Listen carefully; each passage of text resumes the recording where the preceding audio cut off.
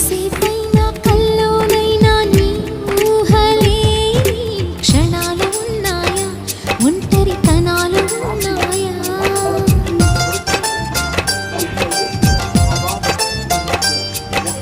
ఏం చేస్తున్నా ఎటు చూస్తున్నా ఈ రూపులోనే ప్రతిదీ చూస్తున్నా నిన్నే ప్రపంచమంటున్నా.